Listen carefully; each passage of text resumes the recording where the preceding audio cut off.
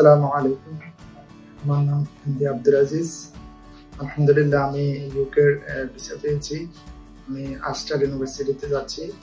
আমার কোর্সের নেম হচ্ছে international business with data analytics. আমি মে ইনটেকের জন্য যাচ্ছি। This is my visa. IMS education আমাকে ভিসা সার্বিক কাজে সহযোগিতা করেছেন।